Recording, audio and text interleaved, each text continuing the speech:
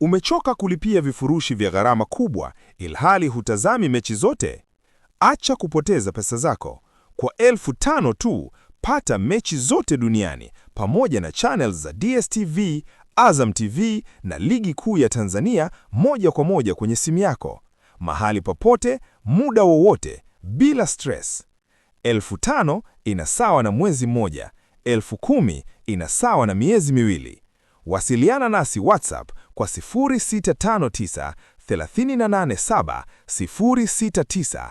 Rudia 0659 387 069. Bwana, katika interview ambayo ameifanya Rurhan Mokoena, fundi au muhuni wa football Afrika, ameeleza kiundani juu ni kwa namna gani klabu ya Young Africans ni muhimu sana na ni moja ya vilabu ambavyo vinapewa nafasi kubwa sana katika hii game ya Afrika. Sasa utamsikiliza hapo mbele alichokizungumza na maana halisi ya kile ambacho alikuwa anakizungumza, kwamba alidhamiria kusema hayo au vipi. Lakini moja kwa moja ametoa shavu kwa klabu ya Young Africans na kusema kwamba ni miongoni mwa timu ambazo zinapewa nafasi kubwa ya kuwa mabingwa wa Afrika kwa sababu nyingi sana ambazo amezitaja hapo, na utazisikia. Inawezekana ameteleza au ni sahihi kutokana na uchambuzi wake.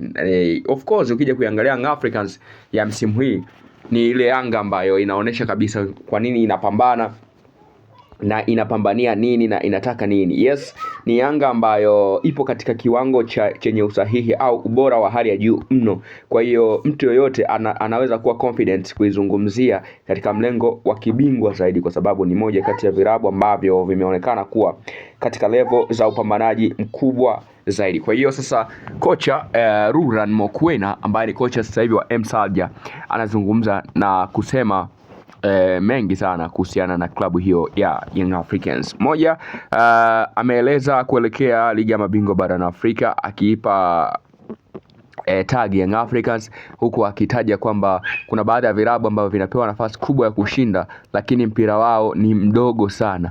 Yaani mpira wake ni mdogo sana, ni tofauti na mpira ambao ipo nao Young Africans. Lakini pia ile hali ya kujituma ambayo ipo nao Young Africans ni kubwa kuliko ambayo vilabu vingine vinao. Kwa hiyo kuna watu wanatakiwa kufahamu kwamba Young Africans ni klabu ya namna gani na mapambano yake yapo vipi. Kwa hiyo kuna watu hawajajua bado kwamba Young Africans ni klabu ambayo ina malengo makubwa na mapambano yake ni makubwa zaidi, na inawezekana ni miongoni mwa vilabu ambavyo vina influence sana, vina influence kubwa sana kwenye bara la Afrika kwa sasa na vina ushindani mkubwa sana. Sasa yeye anasema kwamba kila utakavotaja klabu za ushindani barani Afrika, National Ahli hutoshindwa kumtaja kwa sababu ni klabu ambaye amezoeleka na anaonekana ni klabu ambaye ina mapambano na ipo vizuri kwenye game zake. Lakini